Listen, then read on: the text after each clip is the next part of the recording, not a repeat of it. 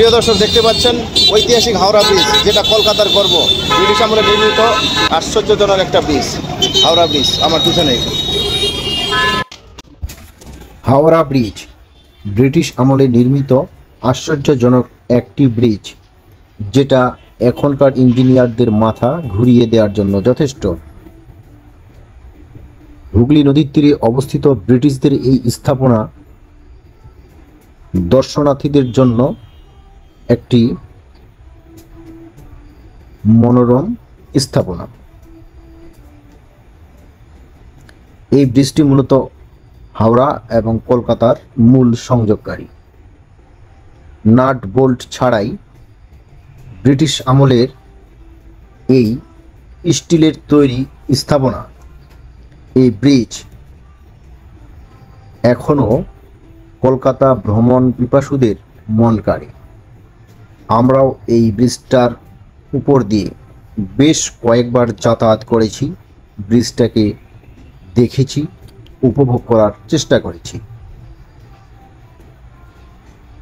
ব্রিজটির এক পাশে রয়েছে হাওড়ার রেল স্টেশন, বাস স্টেশন, অপর পাশেই রয়েছে কলকাতা শহর, শহরের অন্যান্য নামি দামি জায়গাগুলো।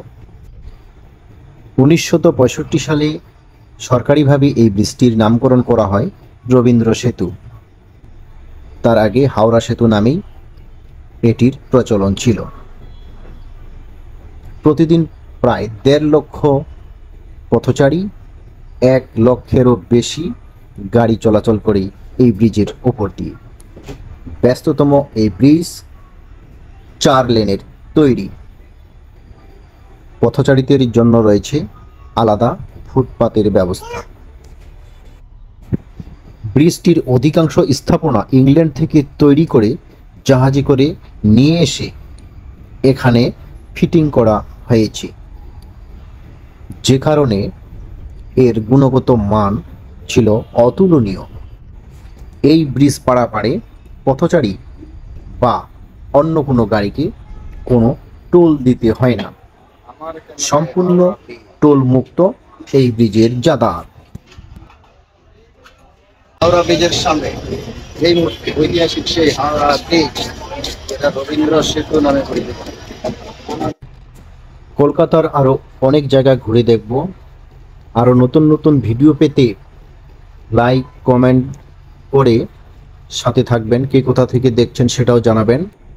সর্বোপরি সাবস্ক্রাইব করা না থাকলে সাবস্ক্রাইব করবেন এবং শেয়ার করে অন্যান্যদেরকেও দেখার সুযোগ করে দিবেন। ধন্যবাদ এতক্ষণ সাথে থাকার জন্য। সকল দর্শকের মঙ্গল ও শুভকামনা জানিয়ে শেষ করছি। ধন্যবাদ সবাইকে।